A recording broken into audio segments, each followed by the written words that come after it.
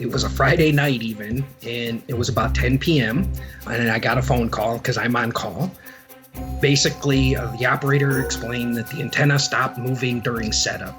This is Mike O'Brien, recounting a call that every ground station engineer dreads. The antenna is down, and you have less than 2 hours to fix it before the satellite needs to make contact with it. I drove to site. It was exactly what I thought it was at the time. There was a software problem. And the antenna drove itself into a limit. When it does that, it kills power to the antenna, and it has to be manually manipulated to move out of that area. So I, put the harness on, got into the lift, went up to the axis. You have to open the housing doors, which is no big deal. And then you crank the hand crank, which physically moves the antenna, and it moved it out of that limit area. I had about 12 minutes left before the next pass started. Let's take a step back to explain why, apart from strapping yourself to a lift 30 feet in the air, this is a stressful situation. A Landsat satellite orbits the Earth every 99 minutes, furiously collecting images of everything below it with each pass. Much like the storage on your phone quickly decreases as your pictures of cute dogs increase, Landsat storage is also limited, which is why the satellite makes contact with the ground station every few hours to offload its data. But what if the ground station is down?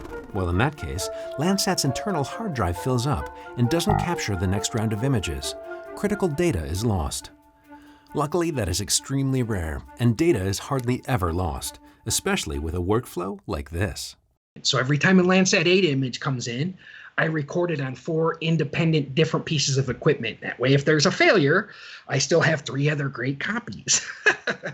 We couldn't really tell the story of data without mentioning Landsat's data renaissance, when a landmark decision changed Earth science forever. In 1990, Landsat data cost as much as $4,000 per scene. Usually, scientists require several of these scenes to do their research. As you can imagine, the cost was a major obstacle. In 2008, Landsat took down its paywall. I recall having one of our international cooperator meetings. A woman from Russia was there, and she gave a briefing that really highlighted the importance of free data.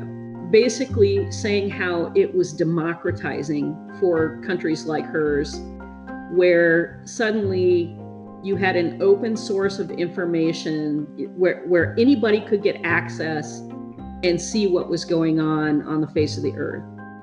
Kristi Kline manages the entire Landsat data archive, nearly 50 years of it. She knows firsthand how hungry the science community is for Landsat products. The first year scenes were available for free, downloads jumped exponentially. In 2008, we had over 1 million downloads. And today, we typically get 15 to 20 million each year. Which brings us to our next segment. Look at these. Stunning, right? Wrong. I mean, well, yes, they are gorgeous, but they are also a consistent record of change over time. At its most basic level, it's easy to see how Earth has changed since Landsat 1 launched in 1972. Just look at an early image and then compare it to a current one. Maybe it's changed a lot, maybe a little, but that's about all you can say. Landsat provides more than just pictures, though. From space, it sends back verified scientific data in multiple wavelengths. With Landsat, we can quantify exactly how much each 30 meter by 30 meter pixel has changed. And with the full Landsat archive available at no cost, you can track the complete progression of each pixel throughout the season. And you can do that for millions of pixels at a time. Has a piece of land changed from wetlands to suburban housing? Did forests become farmland? Or, looking closer, have these pixels of forest become stressed due to insect damage? Are those pixels of farm fields suffering from drought? With carefully calibrated Landsat data, it is possible to answer these questions for the whole globe.